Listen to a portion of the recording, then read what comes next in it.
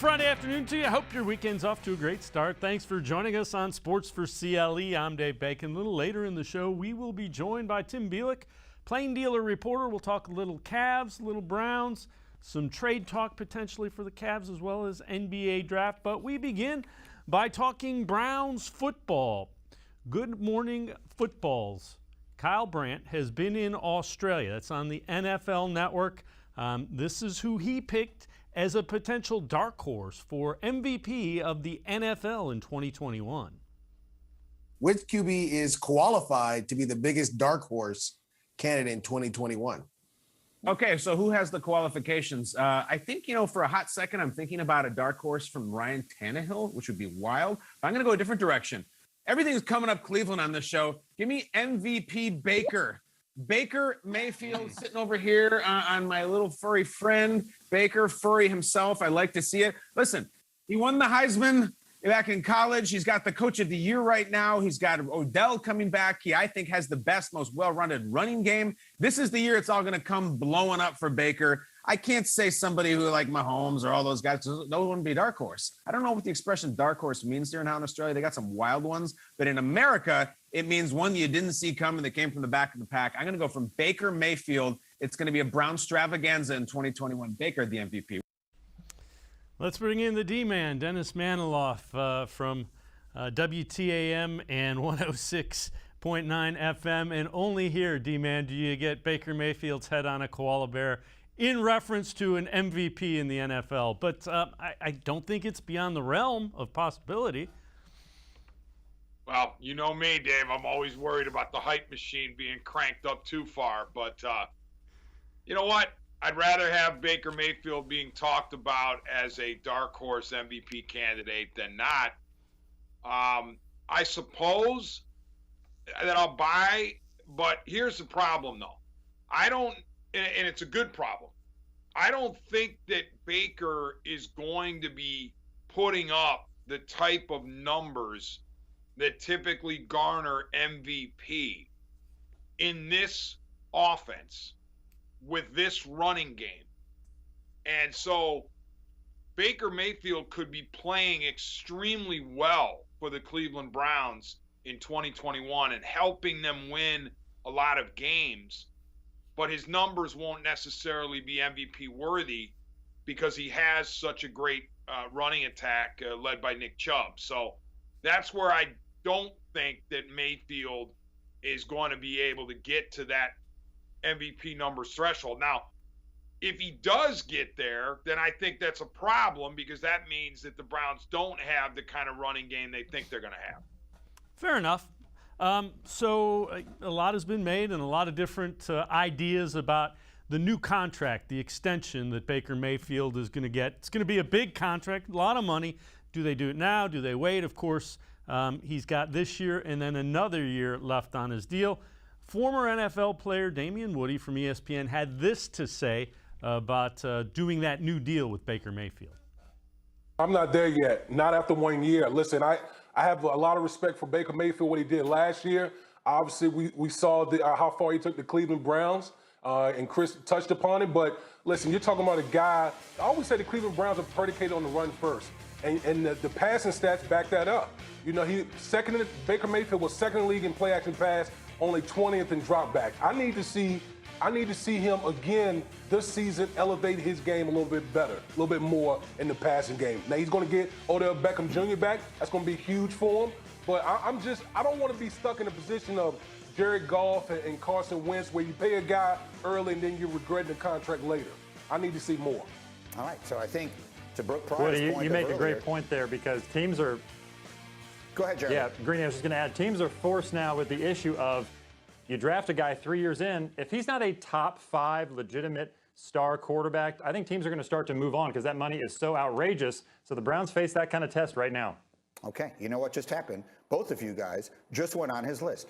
I think the next time Brooke Pryor sees his list, he's going to say Damian Woody on July 1st on Get Up said this and Jeremy Fowler said that. So you've both made the list. And again, D-Man, that's the list that motivates Baker by people who doubt him.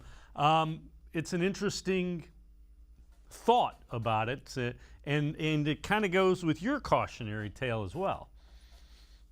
Yeah, I'm with Damian Wood on this. If you're the Browns, you're in no hurry. You want to see Baker Mayfield do this again, do what he did in 2020 again, and maybe even magnify it a little bit.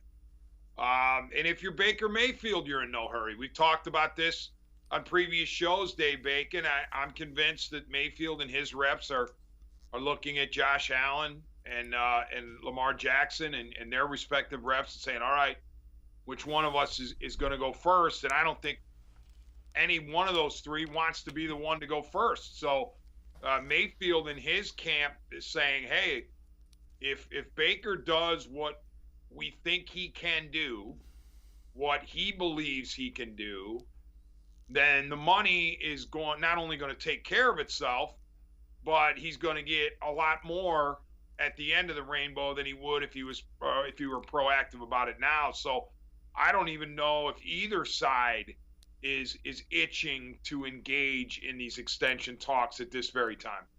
Fair enough. All right. So let me put it this way to you. What would make 2021 a successful season for the Browns? What do they need to do for you to say, that was a good year for the Browns? Well, at a minimum, they have to get into the playoffs again. I mean, they have to be a repeat playoff team. I don't know exactly what that record number is going to be that will get them in via the wild card, but I'm guessing if you go 11-6, you put yourself in a pretty good position there. But I would think 12-5 is the safe place. So, and you were 11-5 last year. I know you have an extra game, but 12-5 record to me is successful. And also, once you get into the playoffs, you've got to at least get back to the divisional round, the second round. You have to win that first round playoff game. Otherwise, it feels like you're taking a step back. All right, let's take it a different way now. You're one that's always cautious. We'll say cautious. What do you think could cause the 2021 season to come off the rails for the Browns? What could happen that they would not be able to potentially recover from? Well, the easy answer for any team, especially in the NFL where it stands for not for long and attrition is king, would be injuries. Injuries to key guys. That's a general theme throughout the league. So if they can somehow avoid injuries, because they're going to happen. They happen to every team, especially over a 17-game season. But will they hit your big horses, the Mayfields, the Myles Garretts, the Denzel Wards, the Nick Chubbs, those types of players, the John Johnson III. So you have to keep your best players healthy. What else could derail the Browns? I guess Odell Beckham Jr. I don't want to be like that and automatically say he's not going to fit in because I'm going to give him the benefit of the doubt. But if it were to be a situation where Beckham wasn't getting his touches in the first couple of weeks or in a stretch of a couple of games somewhere in the middle of the season, maybe he started to get a little annoyed and chirped a little. I hope that doesn't happen. I trust it won't, because I trust what has come out of OBJ's mouth. But that's something that potentially could derail the Browns. I guess you could say COVID too. I mean, COVID popping up again, even though this year we seem to be better equipped at handling it than we were last year. But that's still an issue that has to be tiptoed around when it comes to NFL teams. So those are the ones that come to mind off the top of my head. The D-Man, Dennis Manoloff, and I are going to step aside, take a quick timeout. On the other side of the break, NFL.com ranked the RB1s. We'll tell you where Nick Chubb lands on that spot. Sports4CLE. We'll be right back. Stay with us. Life is starting to get back on track, and you can too. If you or your family have experienced financial hardship as a result of COVID-19, Tri-C can help with full tuition assistance. Safely get the in-demand degree or training you need with online and on-campus classes. Go to tric-edu to check out our programs and resources. So, what are you waiting for? Register now for summer classes. Tri-C is where futures begin. When it comes to selling you a mattress, most retailers are handing you a long line of extra steps that drive up costs and create confusion. At the Original Mattress Factory, we simplify the mattress shopping experience by building mattresses and box springs in our own local factories and selling them direct to you. It's short, sweet, and simply makes sense. So experience more than just a mattress store. Experience an original, the Original Mattress Factory.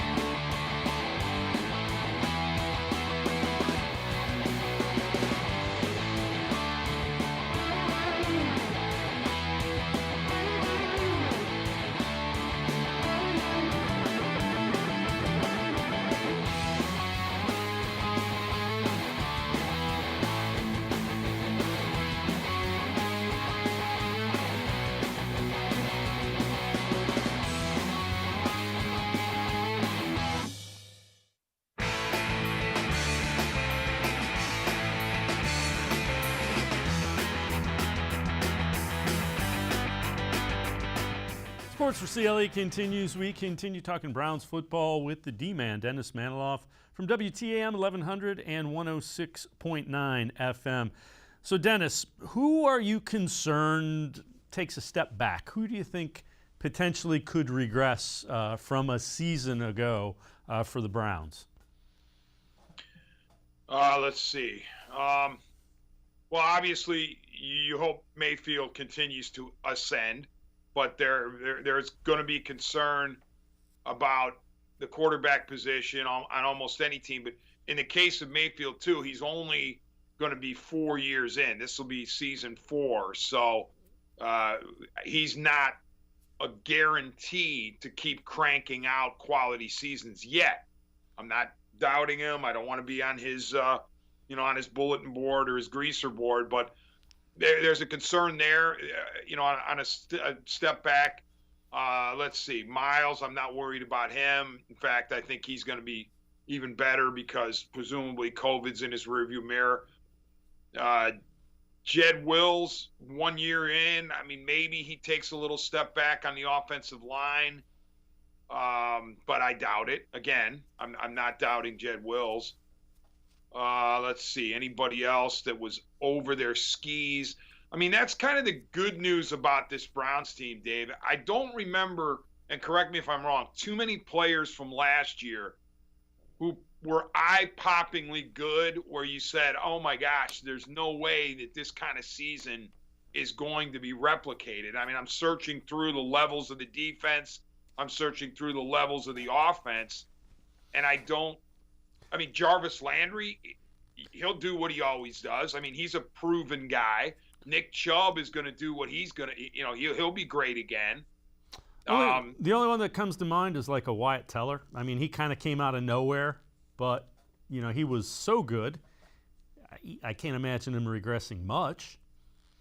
Yeah, and an evaluator like Pro Football Focus would say Wyatt Teller's just getting started.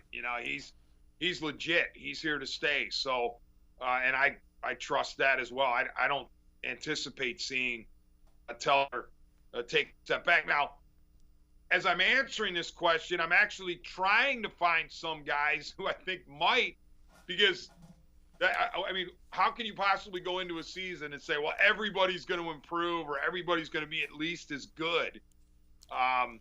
But, again, I can't think of someone who is projected to play a prominent role in 2021 who was outrageously good last year where you just said, oh my gosh, I can't believe it.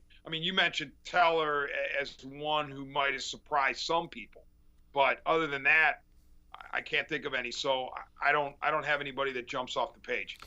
that kind of goes to the it speaks to the talent of this roster and why so many people are so high on it, because I agree with you.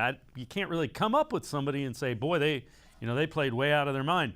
All right, let's go to dogpounddaily.com. 4 biggest potential scapegoats if things go south for the Browns in 2021. They've got the defensive tackle room, Jarvis Landry, cornerback health, and Joe Woods. I think all those are legit. Which of those is the biggest concern that you have? Now, scapegoat meaning who would catch the blame if the season goes south, as opposed to reasons why they would go south.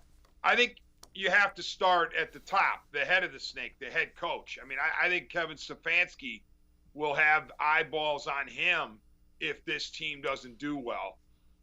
Here in Cleveland, I wasn't one of them, but there were plenty of people who were all over Joe Woods last year and preferred to keep Kevin Stefanski in a nice little case of bulletproof. He wasn't going to get criticized. Joe Woods has to be the guy who gets blamed. But I felt like Woods didn't have anywhere near the personnel that he needed to do what he wanted to do. Okay, so you've upgraded a lot on the defensive side. You expect Woods' defense to be better. But if the team overall struggles, if the team overall does not perform, you're going to be pointing to Kevin Stefanski and saying, all right, why is the head coach not delivering victories? That happens everywhere else, not just in Cleveland. I guess the front office could get a little heat too. Did the front office overrate certain guys, or did the front office have a bad draft or a bad couple of drafts? The Andrew Berry drafts of 20 and 2021. Mayfield, of course, is going to be getting a lot of scrutiny if the Browns don't win games, because presumably he wouldn't be performing up to expectations if they aren't winning. So those are ones that come to mind in addition to what you're talking about. So let me ask you this. A year ago, we basically said Andrew Berry surrounded Baker Mayfield with everything he needed to be successful. It sure seems like Andrew Berry has given Joe Woods everything he needs to be successful. Fair analogy? Yeah, I mean, it does feel that way. Joe Woods is looking at the offense last year going, okay, that's a really good player. There's a really good player. This guy can do things. This guy can do things. And he would never dog what he had. I mean, you never heard Joe Woods make excuses. You never heard him whine and moan about, oh, my high-level guys aren't up to snuff with other teams' defenses or other coordinators' defenses. But you could look at it and go, all right, he needs some help here. And he also needs some guys to return from injury and to stay healthy, specifically at the cornerback position. But, the safety situation was an injury problem, and that has seemingly been solved. Now I think Browns fans can really get excited about the triumvirate of John Johnson III and Ronnie Harrison and Grant Delpit, assuming Delpit returns from injury. That linebacker level, bring in Andrew Walker, and that's, a good addition. Then, of course, JOK, Jeremiah Owusu-Koramoah, and then on the line, you have Jadeveon Clowney, you have Malik Jackson. So he's definitely, and Hill coming in at as one of the corners. So Joe Woods has definitely been given, you would think, a more talented tool chest.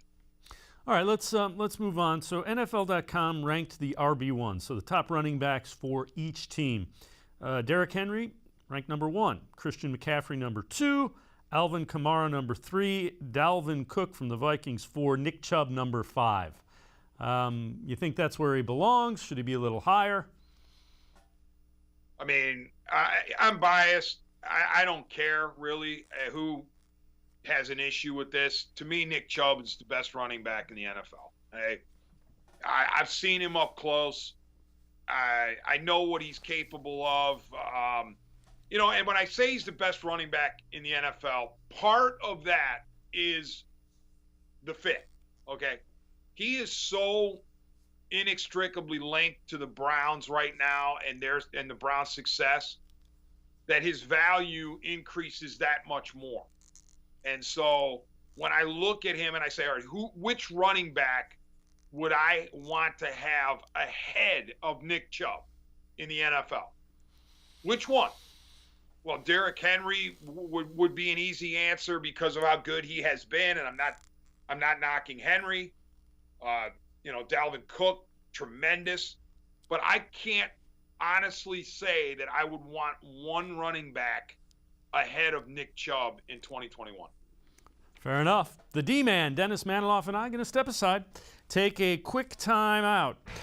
On the other side of the break, which NFL player would make the best Olympian and in what event? We'll hear from somebody about that. Sports for CLE will be right back.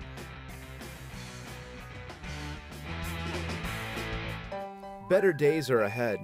Be ready with the training you'll need to get a great job. If you or your family has experienced financial hardship as a result of COVID-19, Tri-C can help with full tuition assistance. Whether you want to improve your skills, get certified, or train for a new career, go to tri-c.edu to check out our programs and resources. So what are you waiting for? Register now for online and on-campus summer classes. Tri-C is where futures begin. When it comes to selling you a mattress, most retailers are handing you a long line of extra steps that drive up costs and create confusion. At the Original Mattress Factory, we simplify the mattress shopping experience by building mattresses and box springs in our own local factories and selling them direct to you. It's short, sweet, and simply makes sense. So experience more than just a mattress store. Experience an original, the Original Mattress Factory. COVID-19 has changed how we show up and show out with our family. Now it's time to take the first step that lets us get back to talking smack with a side of mac and cheese. Before we can safely come together, we need the facts. As COVID-19 vaccines become available, you may have questions. Should I get it? Is it safe? Should I wait? It's smart to question. Now, get the facts at getvaccineanswers.org so you can make an informed decision when vaccines are available to you.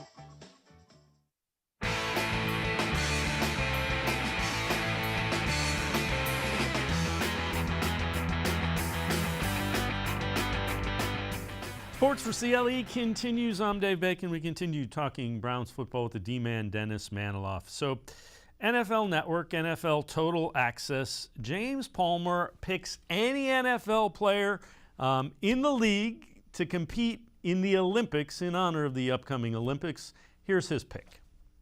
I'm just going to go with Myles Garrett, and can we have him try all the events, Baldy? Like, let's just throw him out there and see what he can do in a variety of events. Greco wrestling jumps out at me. It's something maybe he could do, but the freak athlete that he is, Omar, I'd like to see him go out there and just try his hand in a variety of competitions just to see what he can do. Let's bring back in the D-Man, Dennis Manoloff. And Dennis, when you look at that, it's kind of interesting. Yeah, and we recognize that Olympians are on a different level, and they have, they have standards that NFL players aren't going to be able to reach. But if it were Olympics with the NFL players, and I'm looking at, I took some notes for Dave Bacon before the show. Give me Wyatt Teller in the shot and the disc. Give me Jed Wills in the deadlift. I'll take Myles as a wrestler or pretty much anything else he wants to do. Donovan Peoples-Jones, a back of a long jumper. And Anthony Schwartz, 100, 200, 400, 4x100 relay, 4x400 relay. Any of the sprints, give me Anthony Schwartz and let's go. Yeah, remember as a youngster, he had one of the top times in the world in the 100 meters. So that'll be interesting. All right, ranking the NFL's true franchise cornerstones. This one is by the Bleacher Report. Oh, wait a minute. Time out. Dave, time. Go ahead. Myles basketball. Of course. There you go. Myles Garrett in Olympic basketball. I mean, if he could get a waiver from the Browns. You got to remember, Stefanski retired him, though. He'd have to come out of retirement. That's right. All right. Keep going. I'm sorry. No, you're good. You're good. All right. So true franchise cornerstones, this is according to the Bleacher Report. All right, number 1, Patrick Mahomes. Number 2, Aaron Donald. That one surprised me a little bit. Number 3, Aaron Rodgers. 4, Russell Wilson. 5, Ben Roethlisberger. They rank Myles Garrett as true franchise cornerstone 10th in the NFL for the Browns. It's pretty elite company, and Myles hadn't been in the league that long. Yeah, but Dave, correct me if I'm wrong. Did I miss something, or did you not mention the name Tom Brady with the Tampa Bay Buccaneers? He did. In those first 5. No. Well, he's only been there a year. You can't make him a cornerstone for it. I mean, it was a Super Bowl winning year, but you'd have to make him the cornerstone of the Patriots still. Yeah, I mean, my thing is, if Brady goes down, Tampa Bay, maybe they're not going to win the Super Bowl. I wouldn't say they're in trouble. Brady would probably say, look, we got a good enough team around us so we can go deep. But Tom Brady, to me, is a cornerstone wherever he goes, even if he's only there for a couple days. Myles, I'm not going to take Myles over Baker as a franchise cornerstone simply because of the position they play. I mean, I think Myles Garrett at edge rusher than Baker is at quarterback at this stage of their respective careers. But because quarterback is so important, and it is arguably, I wouldn't say even arguably, it is the most difficult position to play in professional sports. And Mayfield is trending upward. I would say he's the cornerstone for the Browns. The other thing I would say with Nick Chubb second and then Myles third. The one thing I would say about Myles, though, I think he has the potential to reach that Aaron Donald defensive guy that is the face of the NFL on that side of the ball. And I don't think he's very far away from doing that. And if he stays healthy, it might be coming this coming season. I hope you're right. I really do. And, he was showing flashes of it, especially last year, but then COVID got him. So hopefully this year he is as close to 100% as an NFL player is going to be, and just tears up the league. All right, so now we go to ClutchPoints.com's most overrated players in the NFL, and this one's really interesting. Uh-oh. Well, here we go. I know who's going to be on this list from the Browns. Well, there's a couple, but there's a lot of Cowboys, too, when you look at it. So Jamal Adams, number 1, safety. Odell Beckham Jr., number 2. Then you go Ezekiel Elliott, 3. Amari Cooper, 4. Dak Prescott, 5. Somebody doesn't like the Cowboys. And Jadeveon Clowney, 8. So the Browns and the Cowboys are dominating the Clutch Points most overrated players. Listen, let me address the Cowboys first of all. The most overrated NFL franchise since the breakup of Jimmy and Jerry, without question, is the Dallas Cowboys, and that dates to the the mid '90s. Johnson and Jones, phenomenal partnership. They build the Cowboys up from rubble. They win 2 Super Bowls together. Then Johnson and Jones part company, 2 giant egos, couldn't get along. The bootleggers boy comes in, Switzer, and grabs a ring somehow, some way. His players will say they did it in spite of him. So the Cowboys win 3 world championships in 4 years, 3 Super Bowls in 4 years. And really, Jimmy had a lot to do with that 3rd ring, even though he didn't get it. But after that 3rd Super Bowl victory, the one with the Steelers, O'Donnell handed it to the Cowboys.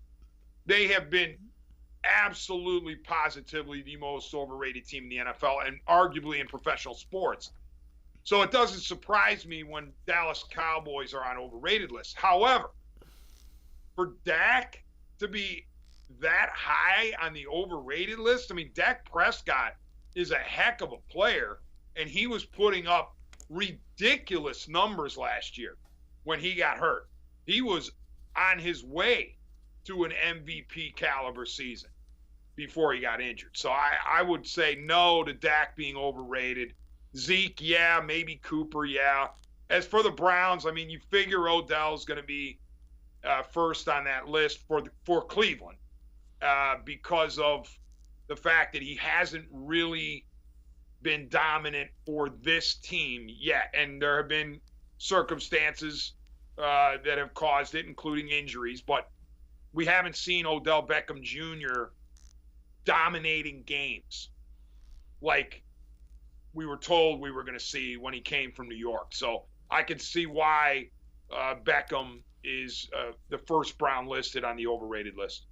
And, you know, Clowney is another one. People look at him as a former number 1 overall pick, and they don't see the sack totals. And there are some things that he does that are very effective, though, as a defensive lineman.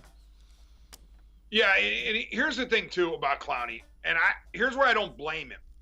I think the path for Jadeveon Clowney to be overrated began when he was at South Carolina and destroyed the Michigan running back. And I'm sorry, I can't remember who it was. When he blew up the Michigan running back in the bowl game, that was such an iconic moment that all of a sudden, here comes Clowney. He's going to wreck the NFL because he made a play like that. And I think a standard was set for Clowney that maybe was almost impossible to reach, because every time you saw him play in the NFL, you're like, he's going to blow up backs and he's going to destroy quarterbacks like he did that Michigan running back. And so there's that, but there's also the injuries that have hampered him. So you really haven't been able to see Jadeveon Clowney full go. But to your point, Dave, he has done some good things, some grunt work inside in the interior of the line. He's not just an edge rusher. The metrics say that he can pop inside and do a nice job against the run. And that, of course, isn't sexy. So I could see where Clowney is overrated, because really the performance, the consistent performance, hasn't matched the hype that he had coming out of college. Fair enough. Dennis Manoloff, the D-Man, and I are going to step aside, take a quick time out. On the other side of the break, we'll take a look at some training camp battles that are shaping up to be pretty interesting, and also 3 young Browns who might be stars in the future. Sports4CLE will be right back. Stay with us. When it comes to selling you a mattress, most retailers are handing you a long line of extra steps that drive up costs and create confusion. At the Original Mattress Factory, we simplify the mattress shopping experience by building mattresses and box springs in our own local factories and selling them direct to you. It's short, sweet, and simply makes sense. So experience more than just a mattress store. Experience an original, the Original Mattress Factory. At Social Security, we are always thinking of ways to save you time and make things easier. That's why we created My Social Security. A My Social Security account allows you to access your earnings history and benefits information, request a replacement Social Security card, get a proof of income letter, estimate and apply for benefits, and more. Save time. Go online. Open a My Social Security account at ssa.gov/myaccount. Social Security. Securing today and tomorrow. Produced at U.S. taxpayer expense.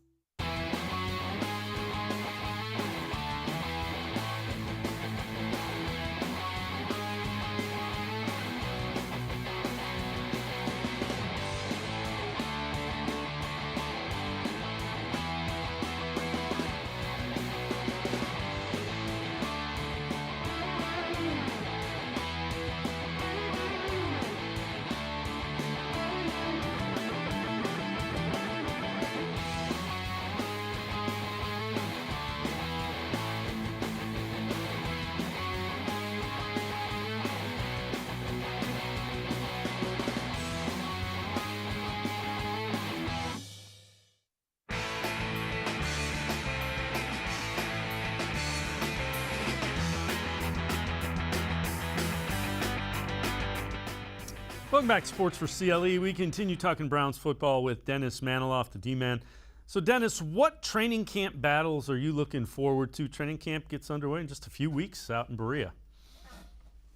Well, and I'm going to go through this by level. I mean, running backs, no competition there. It's going to be Chubb and Hunt. Quarterback, there better not be any competition at quarterback. Line is set if everybody is healthy. Receivers, I still, as much as I like Anthony Schwartz's potential as a speed guy, he's raw and he's a developmental dude. So your top four with Beckham, Landry, and Higgy, getting Higgy with it, and Hollywood, and then Peoples-Jones. I think those four will be solid. Yeah, maybe high Peoples-Jones, but I see the tight end group is really good, and maybe you'll get a battle for tight end. But so I think the offense is pretty set. Defensively, edge rushers, no, they're set. If they're inside, maybe a battle for defensive tackle reps. Linebacker, I could see some training camp battles there, depending on what kind of schemes Woods wants to run, what his sub packages look like, how many opportunities the Joker going to get. JOK, Jeremiah Owusu-Koramoah. Cornerback, I see legitimate battles there. I think Greedy Williams is going to have to earn his way onto the field this season.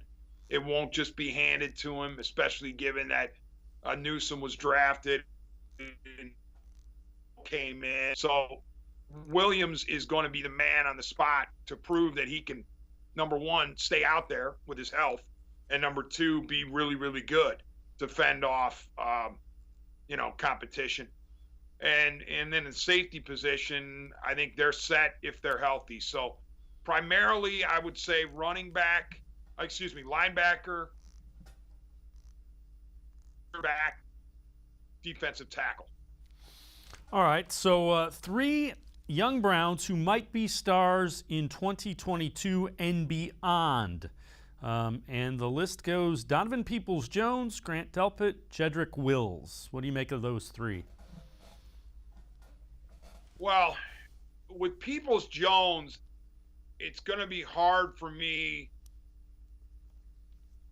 to on a path to stardom as long as Odell is healthy and playing, Jarvis is healthy and playing, and Hollywood Higgins is healthy and playing.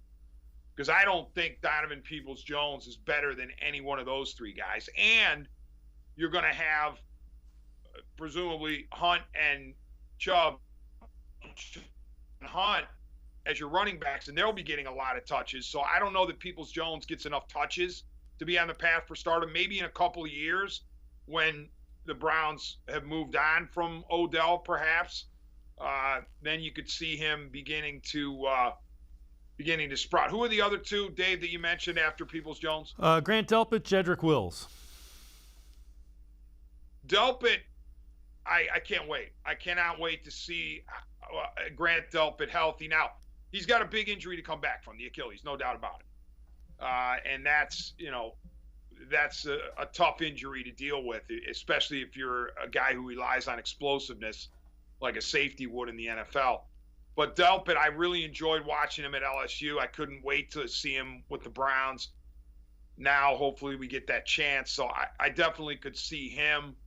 I think the Joker, as a young guy, has a chance to be a star. Maybe not right away, but soon enough. Jed Wills, you mentioned him. Of course. I mean, Wills just scratching the surface of his ceiling in the NFL.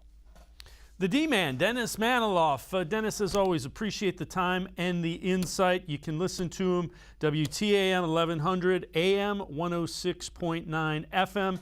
He will have Indians pre and post tonight as the Indians getting ready to face the Houston Astros. As always, Dennis, appreciate the time and the insight. Thanks very much.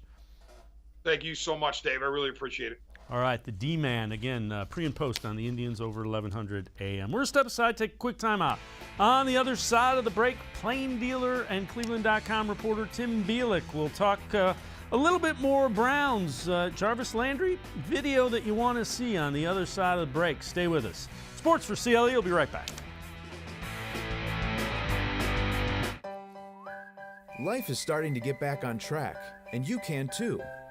If you or your family have experienced financial hardship as a result of COVID-19, Tri-C can help with full tuition assistance. Safely get the in-demand degree or training you need with online and on-campus classes. Go to tric-edu to check out our programs and resources. So, what are you waiting for? Register now for summer classes. Tri-C is where futures begin. As the COVID-19 vaccines become available, you might be asking yourself, should I get it? And if I do, will I be able to go about life without putting my family at risk? You've got questions, and that's normal. The fact is, the vaccines are safe and effective. They're going to save lives. To get the latest on the COVID-19 vaccines, visit getvaccineanswers.org, because getting back to the moments we miss starts with getting informed. It's up to you.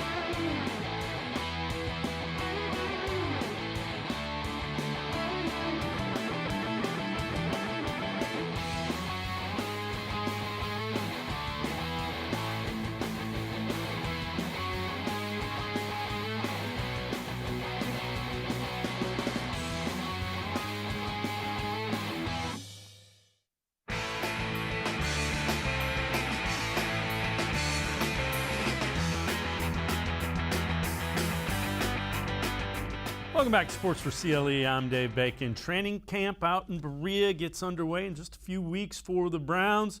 Jarvis Landry's ready. Take a look at this from his social media. There's nothing in the way this year. You know what I'm saying? I'm coming for it.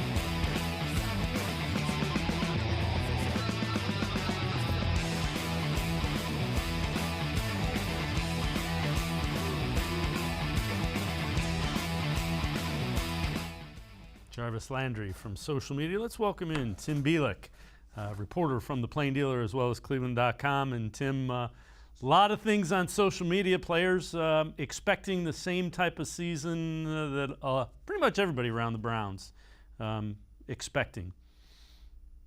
Yeah, no question about it. I think Jarvis Landry, I believe, was not shy about, saying, it's okay for the fans to say that there are Super Bowl expectations. I think we all kind of see it. Jarvis Landry admitted, I think, obviously, it is a softball game that, that's out there. And I honestly kind of love seeing stuff like that. I love the whole behind the scenes life stories of the players and things like that, stuff you don't get to see on the field, stuff you don't get to see at training camp. I kind of like that kind of stuff. I like kind of, when we dig into the stuff you don't see, that's kind of like the Hard Knocks appeal. That's always fun.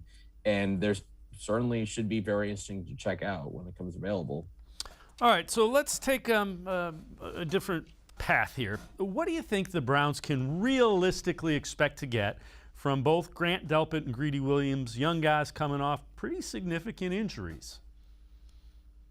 Yeah, I think Greedy certainly, I'll start with Greedy Williams. I think he's a guy we should certainly expect to be at least close to where he was as a rookie. Obviously, he has the nerve thing in his shoulder, which obviously kept him out for the entire season, but you expect he's still in really good shape, just kind of reworking the arm. He's a guy I think should be able to, at worst, be kind of rotational into that secondary battling along with Greg Newsome for that starting spot. Grant Delpit's tricky because we're talking about the Achilles. That's, for as much as we talk about the ACL, used to be the thing that ended players' careers. The Achilles seems like it's that thing now. Now, granted, guys have come back from the Achilles, very well. I mean, we saw what Kevin Durant was this past season for the Nets coming back off the Achilles. So it's reasonable to think Grant Delpit should be good to go. It seems like he's doing all the things you need to do. The workout stuff all looks good to see on social media and whatnot. What I look for out of Delpit is expect some struggles because, number one, again, you're talking about the Achilles injury. That's no ordinary injury. And for a guy at a safety position, when you need to have him flip his hips, when you need to backpedal, close, move all around like crazy, you need that ability. And it'll be interesting to see how that pans out. And second, of course, I mean, he's still technically a rookie. I mean, I know he had a training camp. I know he's got a year of knowing Joe Wood's system, but we haven't seen him play a down of football. Obviously, there's no preseason last year. So this preseason will be our first chance to really see what he can do on the football field. So I would not be shocked if there were some struggles early on, just getting used to the NFL, getting used to going full speed against guys that you haven't practiced against. Yeah, the speed of play. And I know he's from LSU. I know that's the SEC. It's a little bit faster, and the athletes are just a little bit better in the NFL. All right, let me put this question to you.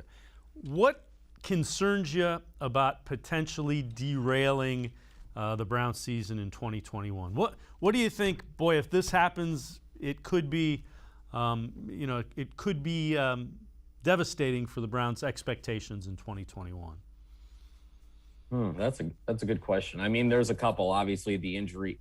I mean, the number one obviously jumps out is like if Baker Mayfield gets injured, or if Nick Chubb's out, Jarvis Landry's out, any of those big names on offense that miss time. And thankfully, with the injury, with as many injuries as the Browns had, those skill players outside of Nick Chubb were large. Outside Nick Chubb and Odell, I should say, most of those other guys were able to stay healthy. The thing that concerns me is just Myles Garrett. I think, we saw, how hard it was for him to kind of get his conditioning back after contracting COVID-19. Obviously, he seems like he looks in great condition, great shape. That was something he worked on all throughout the offseason. You just worry,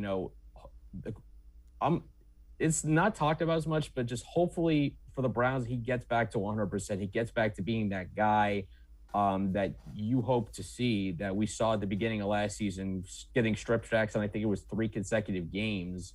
If he could be that, or even 80 to 90% of that, the Browns defense should be just fine. It's, can he get there? And maybe I'm in the minority of people that are like worried about this, but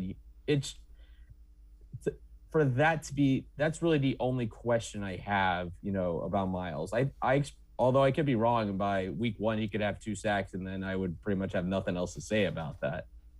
All right, Tim Bielik and I are going to step aside, take a quick timeout. On the other side of the break, we're going to shift our focus. We'll talk a little Cavs. We'll break down one of the draft prospects. We'll hear who Tim thinks the Cavs will be looking at number 3. We'll also talk trade. Are the Cavs looking to make a trade? Sports for CLE. We'll be right back. Stay with us. Better days are ahead. Be ready with the training you'll need to get a great job. If you or your family has experienced financial hardship as a result of COVID-19, Tri-C can help with full tuition assistance.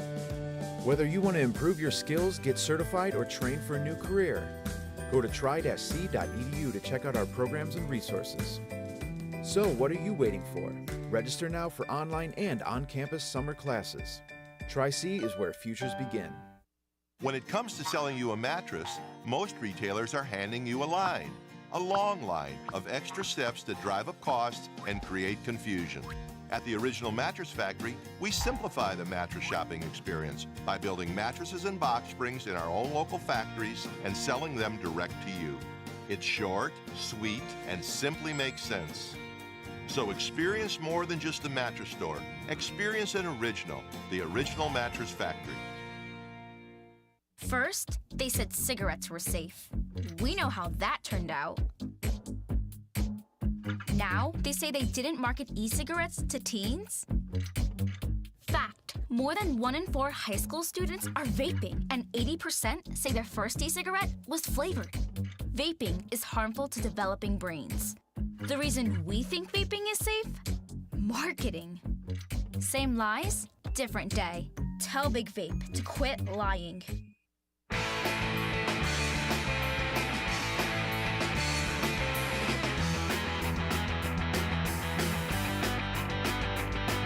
Welcome back to Sports for CLE. I'm Dave Bacon. We shift our attention to the Cavaliers. They do have the 3rd pick in the upcoming NBA draft. Let's welcome back in Tim Bielik from the Plain Dealer as well as cleveland.com. Tim, I know you've done profiles and some research on each of the guys that could potentially be there at 3. You wrote one recently about Jalen Suggs. Take us through what you found about Suggs. Suggs is certainly an interesting player, and I know there would obviously be a stigma about the Cavaliers taking a 3rd point guard in the past 4 drafts, but I think Suggs is different than the other guys they've taken. Certainly much more of a playmaker than Collin Sexton. I think he's got more of an alpha mentality than Darius Garland. When I look at Suggs, the thing that's interesting is this guy could have been a Division I quarterback. You know, he had offers from a bunch of places, bunch of FBS schools, I believe, in Division I, but chose to go to Gonzaga. And what he showed was, you know, he's obviously got some great playmaking ability. He's 6'4", so he's got length for a point guard. He could defend really well. You know, he's got a 3-point shot that's coming around a bit, but still some pretty good numbers. We're talking about 33.7%, average about 14, 5, and 4, which is very good, especially on a Gonzaga team where he had some veterans around him. I mean, Corey Kispert is a senior, should be in the lottery. Drew Timme, obviously, was very good and critical for them making it to the NCAA championship. And the intangibles with Jalen Suggs are just so fascinating. I think that really, along with his talent, his incredible athleticism, say that wherever he goes, I think he's got a chance to be very successful. Yeah, you mentioned football player. He's the first person in the state of Wisconsin to win Mr. Football and Mr. Basketball as a high school senior. So that's he's a pretty good athlete. All right, here's the question that seems to be going around. Do you think the Cavs are looking to trade Collin Sexton? And let me couch this by saying he's probably looking for a max contract, so that's $120 million. Jared Allen, who they traded for, is probably looking for $120 million contract. He's due a max extension. You've got a couple of guys that are going to be looking for $100 million contracts, and that's $10 million a win because Cavs only won 20-some games a season ago. Yeah, that's an interesting dilemma because I kind of talked about it with Jalen Suggs that I thought the only way you really take him is if you plan on moving Collin Sexton. Now, obviously, there's conflicting things one way or the other about, whether the Cavs are going to actually trade Collin Sexton or whether they're just listening to offers for him, which you always listen. You're always listening. You're always looking for ways to improve a team, especially when you've been one of the worst in basketball for the last 3 seasons. But I think if you take Jalen Suggs, you're drafting him to at the very least be the 2 guard. And I think he could be a very good 2 guard. I kind of felt that more and more as I was writing this Jalen Suggs capsule than I did before, that I think he and Garland could be an interesting fit because both are shooters, both could be secondary playmakers in certain situations. Suggs brings a lot more defense to the table, and he's a very good athlete. Garland's still a very good one. But when it comes to Sexton, that whole thing is murky. I mean, I have no issue paying Jared Allen what he needs to be paid. I think he's, the modern center that you're looking for. You're looking for a guy who can run the floor. You're looking for a guy who can block shots. We see elements of a 3-pointer he's working in. There's no reason to think that in a couple of years he can't be a guy who shoots the 3 with quality. I don't expect he'll throw up as many threes as we've seen Brook Lopez do with what he's done in Milwaukee, but Allen is certainly a guy I would keep around. Sexton is more interesting because we know he's a scorer. We know he's a tireless worker. Is that worth a max when there's questions about, his defensive upside, his playmaking upside? Those are legitimate questions, and I don't know if he's worth the max that I would give to Jared Allen. So, again, it depends on who's there at number 3 for me. Yeah, and again, there's talk that Mobley might be available, which would be kind of duplicate. Take us through, because I know you did write something about Jalen Green. Take us through what you found out about him, what kind of excites you and what you think about Jalen Green. That's another one of the guards that the Cavs might be looking at 3. The mock drafts are kind of all over the place. There isn't a consensus, too. Some have Green, some have Mobley. So, it's kind of up in the air as to who the Cavs might find available there at 3. Yeah, what I'll say about that before I dive into Green a little bit is obviously it's contingent on the Rockets because they could legitimately take any of those 3 guys. I don't see a situation where I could see why they would take Mobley, why they would take Green, why they would take Suggs. They all make perfect sense because of where they are in the rebuild. So the Cavs are kind of in that, position where you just kind of take one of the 2 guys that's left. But what excites me about Green is he has electrifying scoring ability. There's scouting reports out there that he plays like Clyde Drexler. And if you're getting a player that's can be close to a Clyde Drexler, I don't know if he could be that good, but when you have a guy who plays like that, that's tremendous. You're looking for a guy with alpha scoring ability who can attack the basket very well. He's aggressive. He's got an improving 3-point shot. I think he's got defensive ability as long as he grows into his frame. And we talked about it last week, the fact about playing against men in the G League. I don't think that can be understated because you're not going to get by with athleticism against grown men who are also one step away from the NBA at any particular time. So he had to learn other ways to score, and I think that might be getting undervalued, at least right now. I can imagine in a couple of years, as we see more of these G League Ignite guys come through to the NBA, that that starts to get a lot of weight placed upon it is who did you play against? Did you play against college guys, from the ACC, or did you play against guys from the Big Sky, or did you play against guys who have been to college, who have gotten a taste of the NBA Summer League, who are in the G League trying to get into the NBA? And I think when you see the answer and when you see those stats kind of line up, although they may not look as great at first, considering, Green could have probably gone to college and averaged like 25 points a game or whatever, shot 40-some% from 3-point range, whatever. The stats that he put up against grown men, physically developed players, I don't think that can be shrugged off. I think there's a lot to love about Jalen Green. And if he's there, I've said before, that's my preference would be Green, Mobley, Suggs in that order, 1, 2, and 3. Green's number 1 for me. And the experience he had with G League Ignite, along with the scoring ability, is why I put him give him that distinction.